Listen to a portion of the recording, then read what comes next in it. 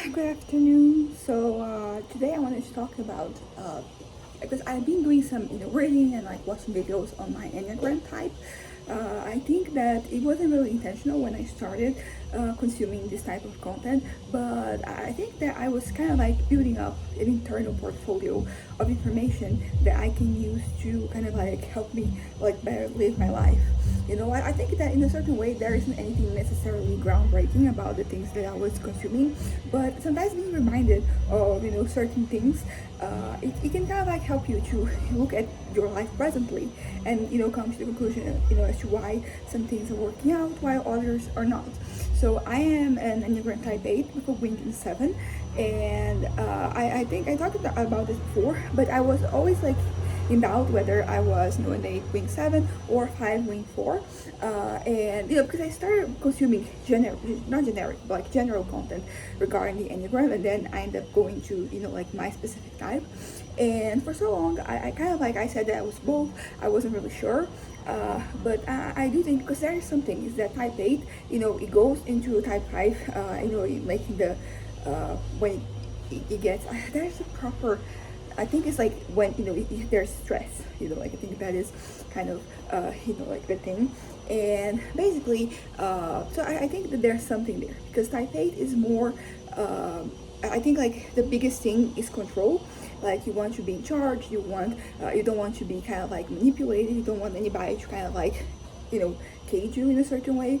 And there's a lot of like about strength. And this is something that if you go back on my videos, this is something that even before I knew what the enneagram was there, that was something very present in my vices, in the way that sometimes I was doing things.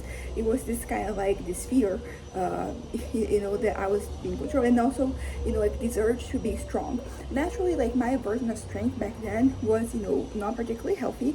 It wasn't particularly good for me because it allowed me to kind of like have some attitudes and some behaviors that they were very self-destructive.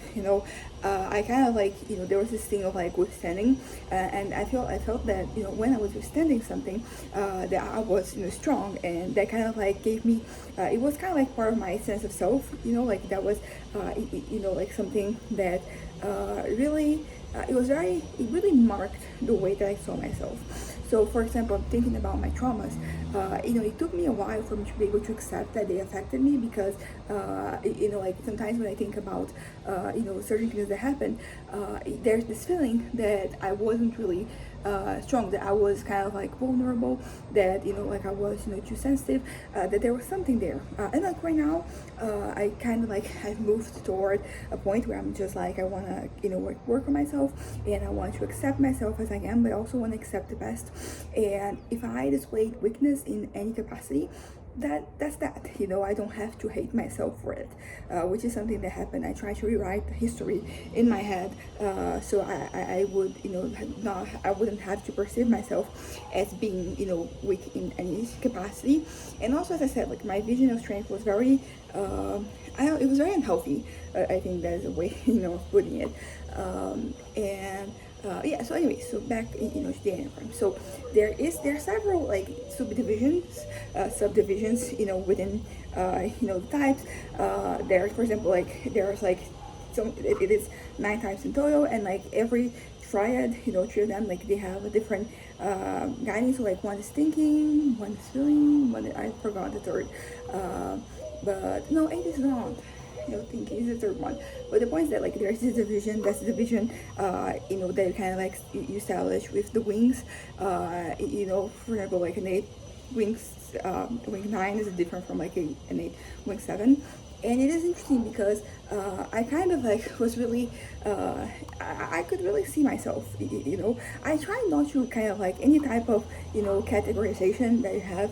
I don't believe in that blindly. I think that there are like weak spots, not that, but if I can kind of like use a tool like this to kind of like understand myself better, of course I'm gonna use it. I'm going to reach out to it. But also like another thing is kind of like device slash, I don't know if I would call this thing, but like it's a vice. And type 8 is lust, which is an interesting thing because I have a tattoo on my back that is like representing each, set of the 7 deadly sins. It's nine types. So like they had, to one is self-deceit, but like I forget which one is it. But like lust. It's interesting because I think that when I got this tattoo, the idea at first was to kind of like have something that represented wrath and pride, because to me like those were like the ones that I was really kind of like they had a hold on me, you could say. And then I started studying and like thinking about like the other things, and I kind of like realized that I have an issue with like every single one of them. And like it is and then it's also like a tool that you have for you to kind of like assess your behavior and the way that you're living your life. But what I'm trying to say is that lust was not, it was one that I kind of like I noticed, like that it was there, but it was not one of like the main ones. And it's interesting because like I think that when you think about lust, the first thing that comes to mind is like sexual elements of that. But lust is like much more than just that. And I think that is, because the thing is like the sexual element, I have been able in the past to kind of like look at that and be like, okay, I'm having issues with this. But it has to do with like my traumas, like sexual traumas that I had. So I was basically, like so yeah, so that's something. I like right now, I don't think I have an issue anymore. I'm pretty happy and healthy with the way I'm kind of like conducting myself and I'm doing things. And I have no intention of, changing. Naturally, like, situations happen, opportunities, they come and go. So, I don't know, something might happen that would kind of like send me back to, things, how things were, some like 5 years ago. But, it is interesting, how there's a circular nature of things, how they kind of like come and go. So I think that, as I said, 5 years ago, I could look at the list and be like, okay, I'm having issues here. But those issues that had to do with sexual things, like they kind of like faded. I've been able to kind of like get into a very healthy and very productive situation. But there are other things, and ultimately I think you could say that lust has to do with coveting things. But also, one of like the people I kind of that I was kind of like consuming content from them, they were pretty much saying that kind of like lust, that it has this aspect of you kind of like taking things for yourself without consideration for other people. You're just doing what is best for you, and you're just taking it like, okay, this is mine. And it is interesting because there is kind of like because on one hand, like you might be kind of like just seizing things, but when somebody sees something that is yours, like then you don't have the same idea, the same notion. And that is something that I've been thinking about lately. And am I just taking? And I think that the short answer is yes. Like I don't think that I'm at an unhealthy level, so I'm not really abusing anything. But I do think that in my outlook, the way that I see things, like they it has something of that. And I was thinking about this yesterday because when I was having my class yesterday, like my professor, she was talking about the thing of like being kind of like civil with people, kind of like coexisting with people who think differently. And naturally that doesn't mean that you're going to condone certain behavior, certain things, but you should be able to coexist with people.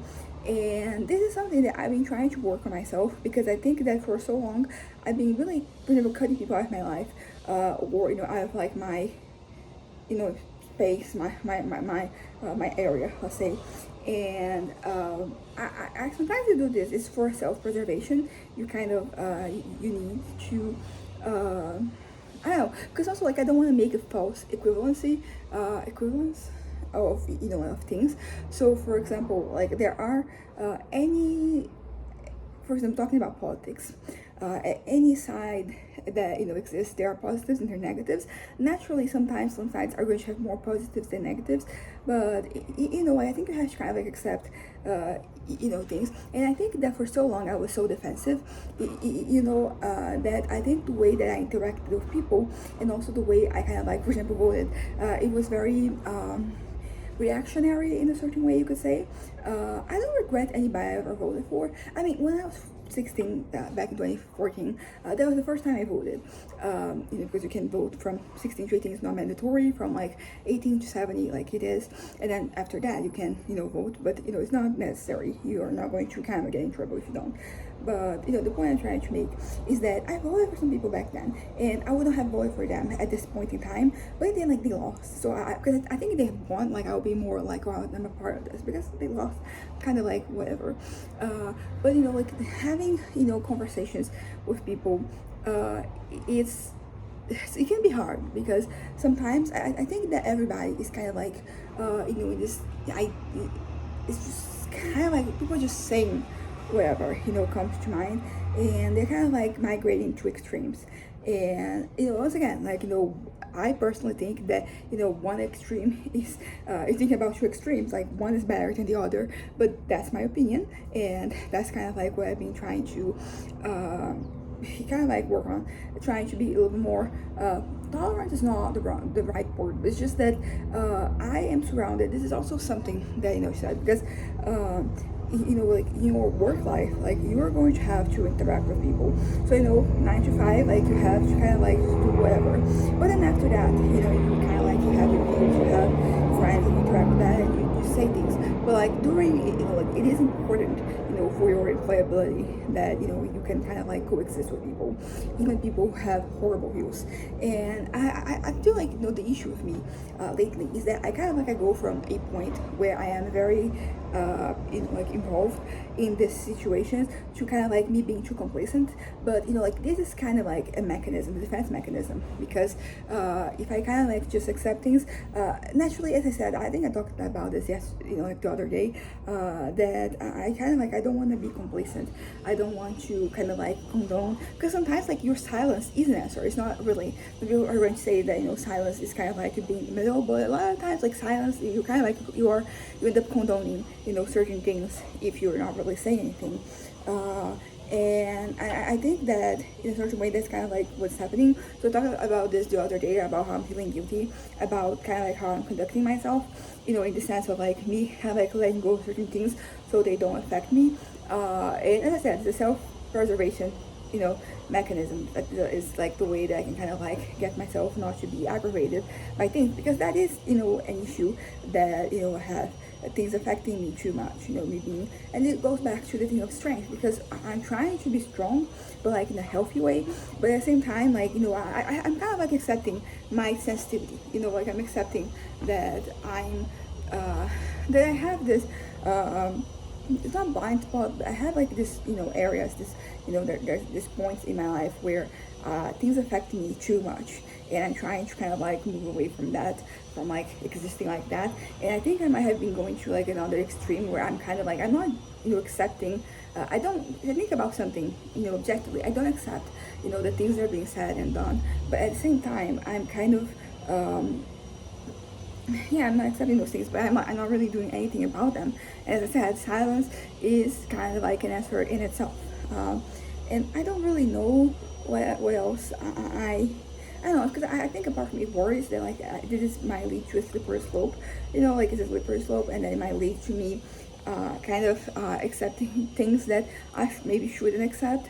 But it goes back to the thing I was saying the other day, of like kind of like I'm safe even when I'm not, because it's about how I position myself. It's about how like what I say and what I do and all that.